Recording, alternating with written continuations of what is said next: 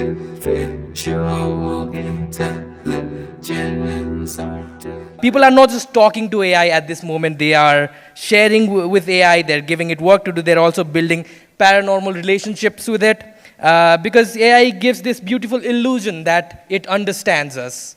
But does it? Our next speaker is here to talk exactly about that, to demystify this particular question. Does AI understand us? Does it have agency? Will it have someday? And will it someday try to kill John Connor to save humanity? So please welcome our next speaker, computer scientist, researcher, educator. She works as the director of R&D at Body and Data, Dr. Dovan Rai, please. Can you hear me? Okay, thank you, Ayush, and the organizing team. I feel really great to be wedged between a very inspiring talk that we just had and the lunch break that maybe we are going to have in 15 minutes. So the topic of my talk today is, does AI understand? AI understanding and agency. So let's do a quick survey, right? How many of you think that AI does understand?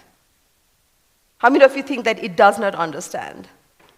How many of you think that it's kind of complicated? Right? So, yeah, and I think before we talk about does AI understand, I think another very fundamental question is, what is understanding in itself, right? How do we understand the understanding itself? And the other thing is like agency, right? The AI agency and AI understanding, are they orthogonal, right?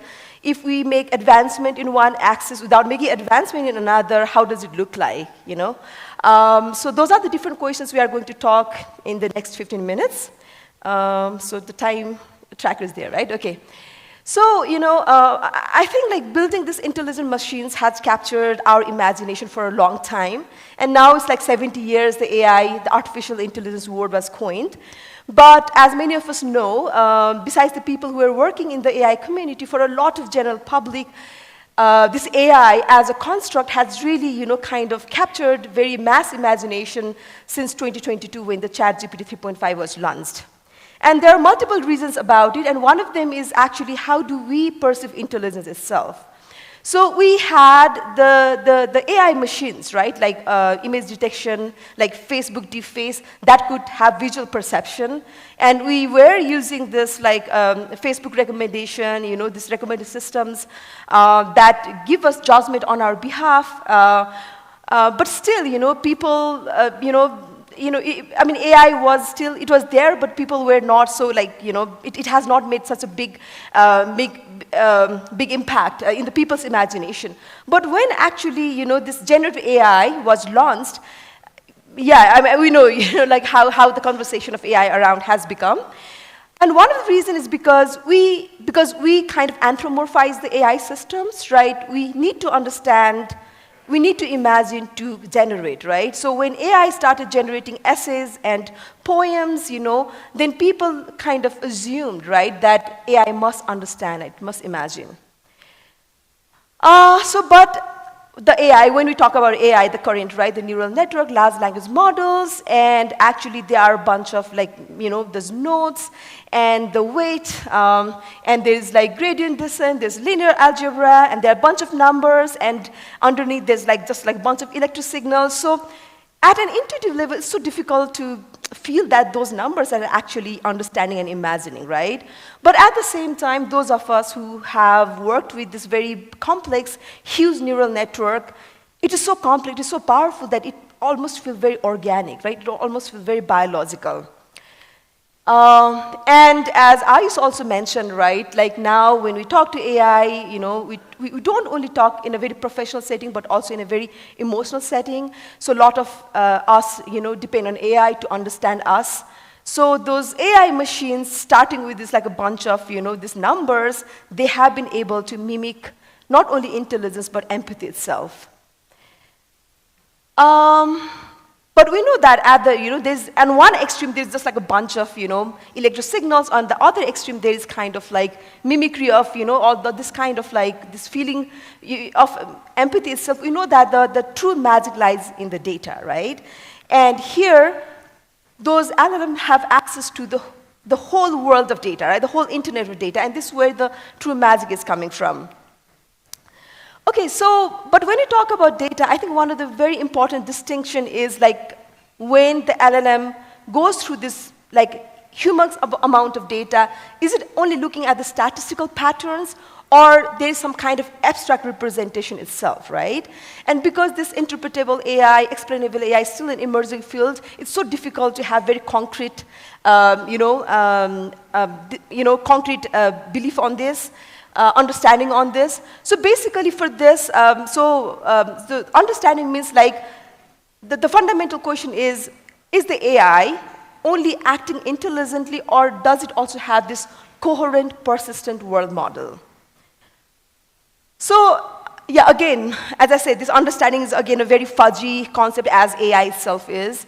So there are a lot of constructs such as semantics and abstractions, causality and counterfactuals, context and pragmatics, embodiment and grounding, continuous learning and metacognition, right? Does AI know how much it knows, right? So again, when we talk about understanding, there is a very functionalist approach as well, so which means that if it behaves like it understands, right? We can just, go ahead with the statement.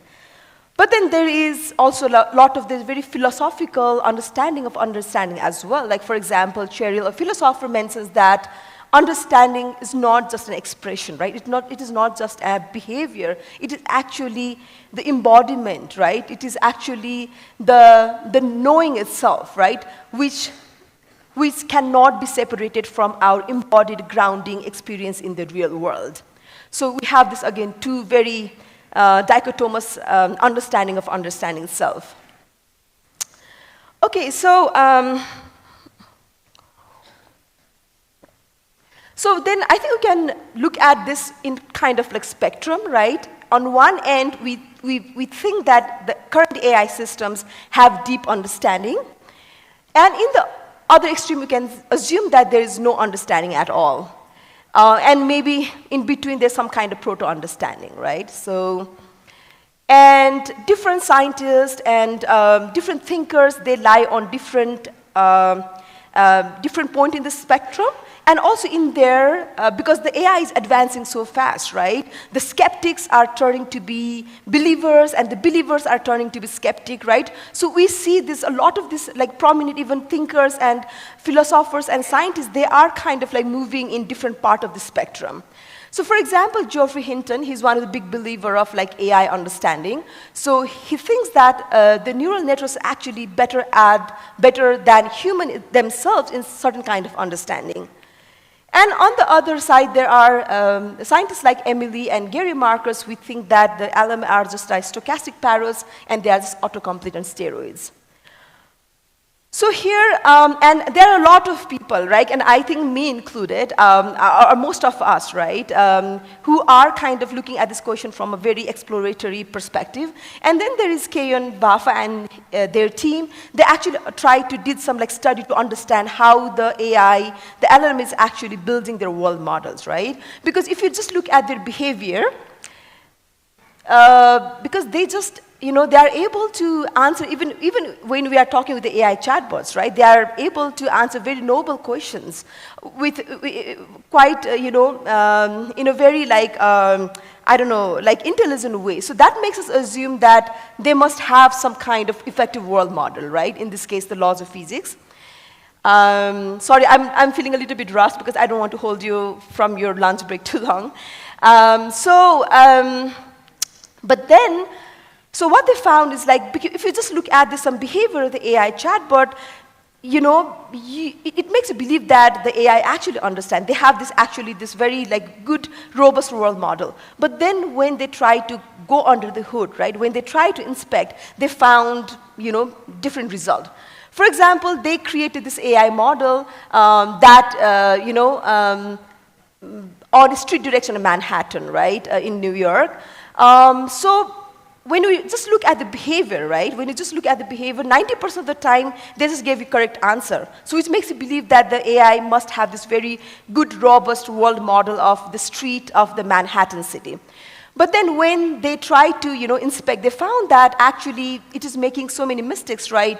They are creating these new roads, and actually when they found that when they try to navigate turning right, they have this one map, and when they try to navigate turning left, they create this one map, right? So locally, it is creating some model, some representation, but then this is not it's more like a patchwork, right? It is just like making this representation on the fly, but it failed to create this very cohesive, very persistent world model. So this is one experiment, right? And we don't have to conclude based on this one experiment, but what it shows is that, the intelligent behavior doesn't mean that it has the robust intelligence that it appears to demonstrate. Okay, so, and I think the emergence also was mentioned in the previous talk, and for me, I find this concept of emergence very interesting. So which basically means that,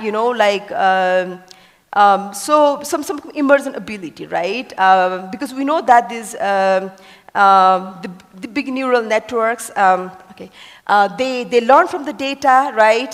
So it is very easy to assume that when you ask some questions based on the training data, right, the rules in the training data, it is able to, replicate that. But then it is found that the AI models are kind of showing these behaviors, these emergent behaviors that is not necessarily, explicit in the data, right? And actually, and the other thing is the scientists and engineers, they don't know, right, how those emergent behaviors is coming from, right? What is the mechanism of this emergent behavior? So, when you see this emergent behavior, then it's so easy to be kind of impressed, right? To be perplexed. So a lot of scientists, like for Melanie and Yoshio, who are more kind of skeptical on the AI understanding, they have been kind of they are also kind of trying to give more kind of to faith to the systems, right? And actually, this emergent behavior in these large language models has been kind of this the topic of very astonishment and inquiry. And it's not only the new AI models. Actually, in 2016, the DeepMind had created this AlphaGo, and unlike this gaming AI predecessor like IBM's Deep Blue, which was kind of hand-coded by the human experts, but the DeepMind's AlphaGo was able to give these different this Go moves that was not encoded by, or that was not kind of in the training data, right? It was able to create these new rules, right? These new emergent, rules from the training data. Okay, so again, back to the spectrum. I think the interesting question is so for me, if I have to give my verdict, is AI understands in some ways, but it doesn't understand the way we humans understand, right? And the thing is, it doesn't even understand the way animals understand, right? Because it's a very different kind of understanding. And people say that, oh, aliens or ghosts, right? I think the chiropractic talks oh, AI learns like a ghost. So the thing is, and again, and then there's another, like Jan LeCun, he was a believer of AI understanding. Now he has become a skeptic, and he had even a fallout with his Facebook boss. So he says that, those systems are impressive. Again, the system 1 and system 2, right? But to go to the real system 2 thinking, to go to the real robust understanding, we need new kind of AI techniques. So the world model approach, multimodal AI, neurosymbolic AI, causal AI, these are the different approaches. So what it shows that the current LLM, they show some understanding, but that is not sufficient. Okay, so then talking about the understanding agency, right? There's two axes of AI capability. So understanding means having internal models that correctly represent the world. So semantics, causal, grounded. And agency means pursuing goals over time, planning, taking actions, and using tools. And I don't know. I'm personally a little bit worried, concerned about the agentic AI without the real understanding, because that will only extend anthropomorphism, right? Even now, the generative AI, people are, projecting so much of human empathy. So think about now we have a generative AI chatbot companion that talks to you. But now, okay, so we are creating this agentic AI companion that takes care of you, right? That not only talks to you, but that can actually order some hot coffee for you, that can, put on your favorite music or the movie, right? I don't know what the world is going to look like. So in this matrix, right, so what happens if we have, let's say, the AI systems with high agency but low understanding? Right? Now we have the good examples, the people in power, right, who have high agency, who can call on war, who have the access to the nuclear power center, but who don't have the real understanding of the human world. What is it going to look like? And the other thing is, like, what about they have high agency and high understanding, right? Powerful autonomous agent, right? If we are eventually able to build that, but again, there's this kind of alignment issues, right? Like, I mean, I don't know. I mean, both scenario looks very scary to me, right, personally. So this is the last slide. So actually, again, as I said, right, because this AI, how powerful they are, how intelligent they are, do they understand or not? And should we advance or should we slow down? A lot of scientists, scientific community have, within the last 5 years, they have evolved a lot. They have moved to different locations. And Yoshua Bengio is one of the key AI scientists, right? He's not only called the godfather of AI, the most highest cited one, but I also find kind of reasonable voice. And he has been recently talking about the kind of the existential risk we might have with the agentic AI, right? That have limitation with understanding. So, so yeah, this is my last slide. And again, thank you so much for the organizers. Yeah, thank you.